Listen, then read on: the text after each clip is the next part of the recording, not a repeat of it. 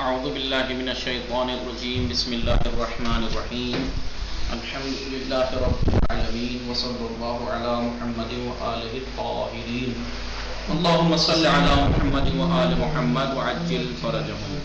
باقی لوگ کہاں گئے؟ شرائط سیاسی اجتماعی بات چل رہی تھی. تصوف، وہ لوگ جو یہ کہتے ہیں کہ صوفی گری جو تصوف ہے وہ اس کے جو وجود میں آنے کے یہ جو وجود میں آیا ہے اس کی علت کیا ہے، وجہ کیا ہے؟ انہوں نے دو وجہ بیان کی، ایک داخلی عوامل، ایک خارجی عوامل. جو داخلی عوامل ہیں اس کا ہم نے پڑھ لیا، عقیدتی تھا. دوسرا جو ہے وہ شرائط سیاسی اور اجتماعی اور سیاسی شرائط سبب بنے کہ یہ تصوف وجود میں آئے. کیسے باہر سیاسی اجتماعی مسائل کیسے سبب بنے کہ تصوف ایجاد ہو؟ کہہ رہے عامل دیگری کے گفت مشوق. دوسرا سبب جو یہ کہا جاتا ہے کہ در شکل گیری تصوف مؤثر بود است. دوسرا عامل، دوسرا سبب کہ جو کہا جاتا ہے کہ تصوف کی شکل گیری میں اثردار ثابت ہوا ہے، جس کی وجہ سے تصوف وجود میں آیا ہے. وجود میں آیا وہ ایک عامل کیا ہے؟ شرائط اجتماعی سیاسی امت اسلامی. امت اسلامی کی سیاسی اور اجتماعی شرائط مختلف دوروں میں در دورہ ہے مختلف اسلامی اجتماعی امت اسلامی کے مختلف دوروں میں جو سیاسی اور اجتماعی حالات پیدا ہوئے وہ چیز سبب بنی کہ تصوف وجود میں آئے. ٹھیک ہے، جیسے مثلا بتایا تھا میں نے آپ کو، ایسے ہی بتایا تھا میں نے کہ جب ابتداء اسلام میں رسول کے صحابہ کس طریقے کی زندگی جیتے تھے؟ بالکل اصحاب صفہ جو تھے مدینے میں جب گئے تھے ہجرت کر کے، وہ بیچارے فقیر غریب لوگوں نے کھانا پہنچاتے تھے، اس طریقے کی زندگی جیتے تھے. تو یہ لوگ جو یہ کہتے ہیں کہ اسلامی ہے، وہ یہ کہتے ہیں کہ بھائی ہم صوفی جو ہیں وہ الگ سے کوئی مذہب نہیں ہے کہ ہم یہ کہیں کہ بھائی ہم الگ سے نئے عقائد ایجاد کریں. نہیں، ہم مسلمان ہی ہیں وہی، کیونکہ ہم جو ہے وہ ان لوگوں کو مانتے ہیں، آئیڈیل مانتے ہیں رسول اور ان کے اصحاب وغیرہ کو، لہذا ان کی طرح جیتے ہیں. اس لیے آپ نے سنا ہوگا کہ یہ لوگ 8ویں امام کی اور 6ٹھے امام کی بہت مخالفت کرتے ہیں. کیوں؟ کیونکہ یہ ان لوگوں کہ آپ نے سفید قیمتی لباس کیوں پہنے، کیونکہ یہ وجہ تھی. تو یہ کہہ رہے ہیں زندگی سادے و فقیرانے، سادہ فقیرانہ زندگی، بی آلائش اور بغیر کسی، کیا بتایا تھا، زرق و برق والی زندگی. آلائش مسلمین صدر اسلام ابتداء اسلام کے مسلمانوں کی سادہ فقیرانہ اور بے آلائش زندگی، بغیر یعنی سادی زندگی، بالکل بے آلائش یعنی رنگینیوں سے بے خالی. یہ سب ان کی یہ زندگی ہموارے یعنی ہمیشہ برائے بخش وسیع از مردم کے بہت سے لوگ جو ہیں وہ بے عنوان الگو و شاخصی زندگی اسلامی تلقی بھی شوال. اور یہ سب آئیڈیل ایک اسلامی زندگی کا ایک آئیڈیل شمار ہوتا ہے. اسی وجہ سے برائے عام دست مسلمانوں کا وہ حصہ، وہ گروہ کہ جو صوفی کے نام سے پہچانا جاتا ہے، ان پہ بھی یہ تلقی ہوتا ہے کہ ایک زندگی اسلامی، زندگی و معیشت اصحاب پیغمبر پہ عنوان الگو و اسوہ زندگی اسلامی ہو گیا. ان کا جو ہے وہ زندگی اصحاب پیغمبر اور پیغمبر کی زندگی آئیڈیل اور اسوہ ایک اسلامی زندگی تھی ان کی. ان کی وجہ سے لذا صوفیہ سعی برآمدہ ہستیان، صوفیہ جو ہیں وہ اس بات پر کوشش کرتے ہیں کہ الزرق و برق و لذات زینت ہے زندگی پوری کو زینت، وہ ان کو آئیڈیل مانتے ہوئے یہ اپنی زندگی کو کیا کرتے ہیں؟ دوری کرتے ہیں کس چیز سے؟ زینت، لذات، زرق و برق سے اپنے آپ کو دوری اختیار کرتے ہیں. اسی لیے کیونکہ ان لوگوں نے سادہ زندگی جی ہے، صدر اسلام والوں نے، پیغمبر ان کا ساتھ در این راستہ اس بارے میں وہ لوگ عمل کر دے دیگران را با رفتار و کردار اصحاب پیغمبر بھی سنجیدان. یہ صوفیہ لوگ دوسروں کے عمل کرد کو، دوسرے کی زندگی کو رسول اور ان کے اصحاب سے مقایسہ کرتے تھے کہ اگر رسول کے مطابق ہے تو سمجھو یہ صحیح ہے، نہیں تو اگر اس نے ان کی طرح نہیں ہے تو اسے کہتے ہیں نہیں یہ مسلمان نہیں ہے. بے ہمین دلیل میبینین. اسی وجہ سے ہم یہ دیکھتے ہیں کہ برقیہ صوفیان، بعض صوفی جو ہیں وہ جعفر ابن محمد الصادق، 6ٹھے امام صادق، والی ابن موسیٰ الرضا، 8ویں امام رضا، امام ششم اور امام اشتم شیعہ امامیہ کے 6ٹھے اور 8ویں امام اور ان کے اصحاب کو لباس ہے کیا کرتے ہیں؟ نہیں، ایراد گرفتے ہیں. نہیں، ان پہ اشکال کیا ہے انہوں نے کہ چرا کہ کیوں از لباس سفید لباس اور لطیف اچھے لباس سے یہ استفادہ کرتے تھے، کیوں پہنتے تھے؟ در حالی کے پیغمبر اکرم و صحابہ، در حالی کے پیغمبر ان کے اصحاب خشن، کھردرے، سستے اور اونی کپڑے پہنا کرتے تھے۔ کیوں ان لوگوں نے اچھے پہنے؟ اس لیے ان کو پریشان کرتے ہیں۔ با چنین برداشت و تلقی زندگی و معیشت اسلام، اس طریقے کا جو انہوں نے برداشت کی ہے، اس برداشت کی مطلب وہ اردو والا برداشت نہیں، اس زندگی سے انہوں نے جو سمجھا ہے، جو مفہوم سمجھا ہے، صوفیان بے سوئے، یہی سمجھ کر انہوں نے زہد کی طرف گئے ہیں۔ وہ دوری گزیدہ نہ زینت تھا وہ لذت ہے دنیاوی لذات اور زینتوں سے انہوں نے دوری اختیار کی۔ وہ روی آوردن بے عبادت، اور یہ چہرہ انہوں نے اپنا رخ کس طرف کیا ہے؟ خدا کیا عبادت، ذکر اور محبت ورزی و عشق ورزی نسبت پہ خدا سے عشق کرنا، یہ معنی ہے انہوں نے، اور اس امید میں کہ خدا کی رضا حاصل ہو جائے اور لقاء الہی کی طرف یہ مائل ہو جائیں، اس لیے انہوں نے لذات دنیا کو ترک کیا ہے۔ یہی صوفیان ہے۔ ابھی کہہ رہے ہیں صوفیان با توجہ چنین الگوئے رفتاری، پریکٹیکلی آئیڈیل جو صوفیان نے توجہ میں رکھتے ہوئے زمانے کے انحراف، جب بھی انہوں نے در سیرہ پیغمبر میں اور صحابہ پیغمبر میں انحراف دیکھا، کب؟ در دورہ حاکمیت خلفاء کی حکومت کے زمانے میں، اور بنی عباس اور بنی امیہ کے امیر جو یہ بادشاہ تھے، انہوں نے جب رسول کی سیرت کو اندر انحراف دیکھا ان کے اندر، کہ رسول تو بڑے سادے اور ایسے رہتے تھے، اور یہ لوگ ان کی خلافت کے نام پہ کیا ہڑدنگ مچا رہے ہیں، یہ پہن رہے ہیں قیمت اور خوب مالداری کی زندگی جی رہے ہیں، اس کا انہوں نے کیا کیا؟ تو کیا کیا؟ جب انہوں نے بنی عباس اور بنی امیہ کے خلفاء کی حاکمیت کے زمانے میں رسول کی سیرت میں انحراف دیکھا کہ آن زندگی و سلوک زاہدان چگونے جائے قدرت زندگی ہے اشرافی و مجلل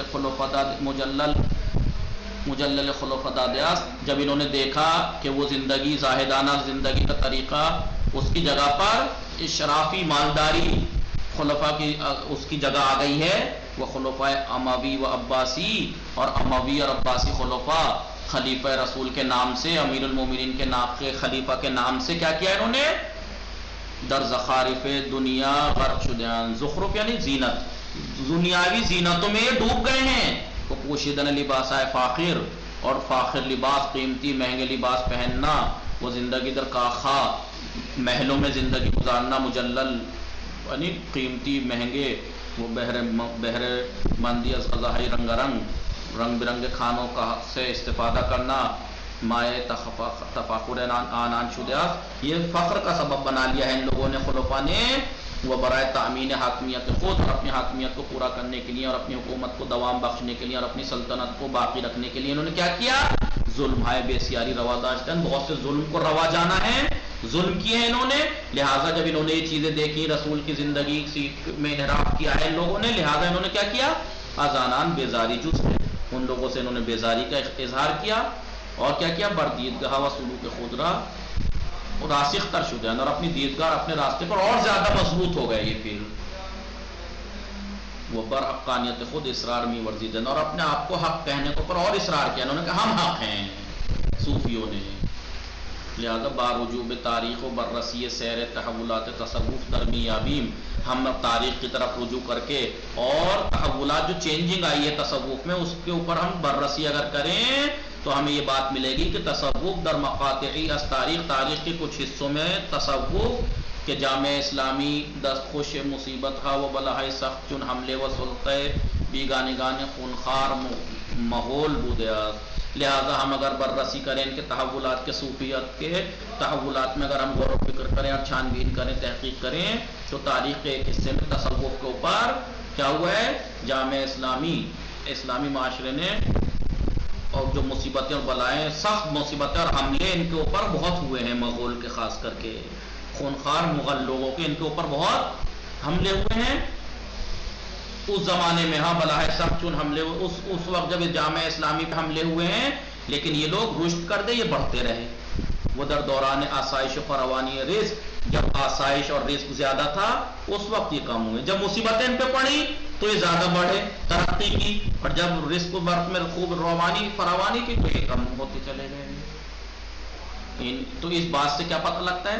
ان مطلب می رسانت یہ مطلب پہنچاتا ہے کہ تحولات سیاسی اجتماعی جہان اسلام کے سیاسی اور اجتماعی جو تحولات انقلابات ہیں کہ تا چہت در تحکیم و گسترش تصور تاثیر داشتا ہے۔ اس بات سے پتہ لگتا ہے کہ جب بھی مصیبتیں پڑتی تھیں بڑھتے تھے، اور جب نہیں ہوتی تھی گھٹتے تھے۔ اس سے پتہ لگتا ہے کہ اسلامی سیاسی اور اجتماعی جو تحولات ہیں، چینجنگیں، ان کو مضبوط ہونے میں کتنا اثر ڈالا ہے۔ زیرا اس لیے کہ در ہر ایک ازانان اور مصیبت تھا، ان مصیبتوں میں سے ہر ایک مصیبت اور ہر بلا میں سے، ہر اجتماعی بلا میں سے گروہ زیادی از مردم، لوگوں میں سے بہت سے آتے لوگ بے اعتباری و بے وفائی دنیا و ناپائیدار بودن خوشی حیان پیمی بردن۔ کیوں بڑھتے تھے مصیبتوں میں؟ گھٹنے کے بجائے کوئی بھی جب ظلم ہوتا ہے گھٹتے ہی بڑھتے کیوں تھے؟ کیونکہ انہوں نے کیا دیکھا کہ جو اجتماعی اور سیاسی اور مصیبتیں اور بلائیں ہیں، اور بہت سے لوگ کیا کرتے تھے، اس دنیا کے بے وفا اور بے اعتبار ہونے کو دیکھتے تھے اور خوشیوں کو ناپائیدار دیکھتے تھے کہ خوشیاں ہمیشہ والی نہیں ہیں، تو جب ہمیشہ والی نہیں تو انہیں چھوڑو، ہم زہد کی طرف چل رہے ہیں، اس لیے زہد کی طرف بھاگتے تھے، اس لیے یہ بھاگتے تھے۔ اور کیا کرتے تھے وہ؟ برائے التیام آلام و رنجائے خود، اور اپنے مصیبتوں کو جو ان کے اوپر پڑی تھی در بارگاہ الہی پناہ جستن، بارگاہ الہی میں جا کے جو پناہ لیتے تھے مصیبتوں سے کہ اللہ ہماری حفاظت فرما۔ ان موضوع بے مسافے تائیدی بردیدگاہ برفتار صوفیہ، یہ موضوع جو ہے وہ ایک طرح کی تائید ہے صوفیہ کے اوپر، جو پریکٹیکلی زندگی اور دیدگاہ کے اوپر۔ حالانکہ یہ نظریہ ہمارا نہیں ہے، صوفی کہتے ہیں ایسا صوفی کہتے ہیں، یہ کہہ رہے ہیں آنچ بیان شد، یہ جو کچھ بیان ہوا ہے کون؟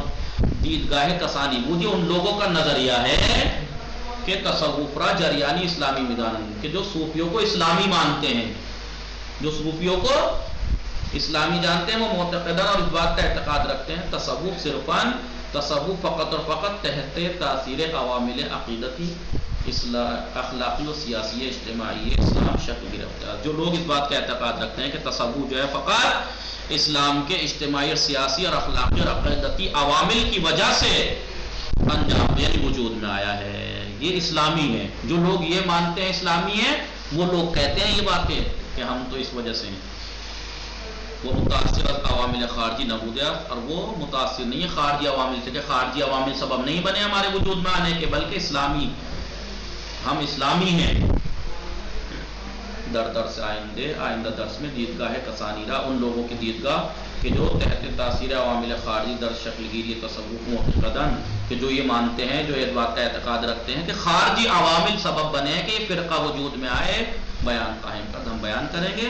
ودر نہایت آخر میں میان دو دیدگاہ اور ارائے شدے، جو دیدگاہ دو ارائے کی گئی ہیں، دکھائی گئی ہیں، بتائی گئی ہیں۔ ایک تو یہ دیدگاہ بتائی گئی کہ صرف اسلامی ہے تصوف، کوئی خارجی عوامل سبب نہیں بنائے، بلکہ اسلامی سیاسی اور عقیدتی حالات سبب بنے ہیں کہ یہ الگ سے پہچانے جانے لگا، اور نہیں مسلمانی ہے، وہی فرقہ ہے، بس نام الگ رکھ دیا گیا ہے، کیونکہ زہد کی طرف مائل ہو گئے ہیں، اور یہ زہد کی طرف بھی مائل اسی الگ سے وجہ سے نہیں ہوئے، اس وجہ سے ہوئے کہ اور اصحاب رسول اور رسول شروع میں اسی طریقے کی زندگی جیتے تھے، ہم تو ان کی مانتے ہیں یہ لوگ کو۔ لیکن وہ لوگ جو ان کو خارجی عوامل سبب مانتے ہیں کہ خارج سے کوئی چیز سبب بنی ہے کہ وجود میں آیا ہے، ان کا نظریہ آخر اگلے درس میں پیش کریں گے، اور پھر ان دو نظریوں میں کیا کریں گے، جم بندی کر کے آپ کو بتائیں گے کہ کیا چیز ہے، جمع بندی کر کے بتائیں گے کہ کیا دونوں نظریوں میں کیا فرق وغیرہ ہے۔ باقی انشاءاللہ کل پڑھیں گے، درس تمام ہو گیا۔ وصلی اللہ علی محمد و آلہ الطاہرین۔